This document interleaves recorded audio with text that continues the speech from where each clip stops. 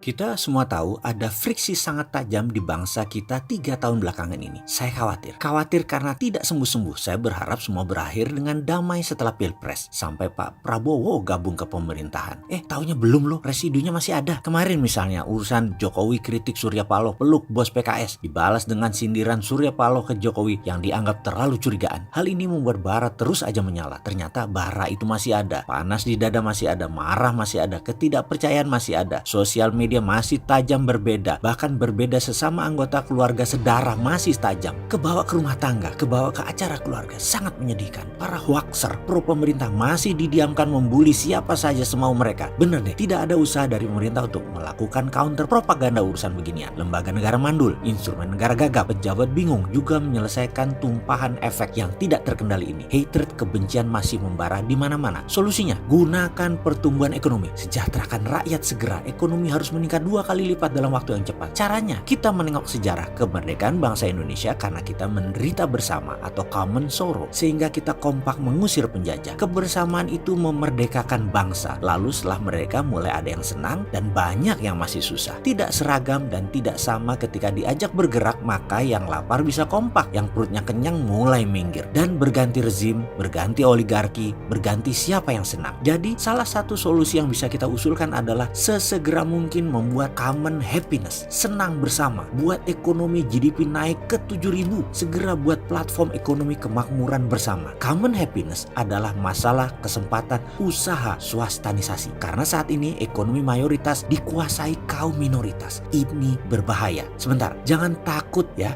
warga WNI keturunan yang minoritas. Anda hanya 4%, tapi pegang 60% ekonomi Indonesia. Jangan takut, kita nggak akan mengambil hak Anda. Hanya kami minta semua kekayaan Anda jangan ada ditaruh di luar negeri. Begitu ada yang taruh di luar negeri, ya usahakan balik deh ke Indonesia tunainya. Kalau nggak balik nanti paspor Anda akan dirobek loh. Anda akan jadi stateless, tak bernegara. Silahkan cari negara lain dan jangan usaha di Indonesia juga ya. Bagaimana wahai pejabat? Ide robek paspor ini terlalu sontoloyo ya? Ini bukan ide saya, ini ide pemerintah Cina untuk menekan para pengusaha nakal yang taruh uang di luar negeri. Jadi kalau duit kalian balik ke Indonesia, kalian memang saudara. Kalau tidak, ya jadi tahu aja nasionalisme kalian di mana. Lalu program nasionalisasi swasta itu bagaimana? Program nasionalis swasta ini sebenarnya program pro swasta dan UKM. Ini bukan masalah pri dan non pri, keturunan non keturunan, bukan. Sekali lagi bukan, ngapunten, bukan. Sudah hilang kata-kata non pri dan pri itu. Bagi saya siapa saja pemegang paspor hijau berlogo Garuda Pancasila adalah saudara saya sebangsa, sedarah, setanah air. Saya bukan pemberi label. Maaf, kepada siapa yang bersumpah setia pada merah putih dan terbukti loyal, itu saudara kita, sebangsa, setanah air. Tetapi ada fakta dalam keberhasilan ekonomi adalah 20% manusia Indonesia menguasai 80% kekayaan nasional dan ada 4% manusia di Indonesia menguasai 60% kekayaan nasional. Jujur, saya nggak akan tanya yang 4% itu asalnya dari mana. Titik. Saya nggak akan bahas walaupun kita tahu mereka kebanyakan adalah WNI keturunan. Yang saya bahas adalah bagaimana agar yang 96% setidaknya bisa meningkat derajatnya 4-5 kali lipat segera. Caranya gampang, gunakan strategi penyeimbang. Cari pengusaha tangguh dari tingkat nasional, provinsi hingga kabupaten. Bukan pemain lama, harus pemain baru dan diberi fasilitas. Mereka dikasih fasilitas standby loan misalnya, atau kemudahan berbisnis tanpa embel-embel izin yang panjang. Misalnya skala nasional, pilih 10 pengusaha setiap tahun selama 5 tahun jadi ada 50 orang dan beri fasilitas standby loan sampai 10 triliun per kelompok tersebut. Begitu mereka membeli atau membangun atau mengembangkan, baru sebagai counterpartnya aset tersebut dipegang bank. Percaya saya, ekonomi tumbuh cepat karena swasta lebih pandai berbisnis. Lalu setiap provinsi pilih 3-5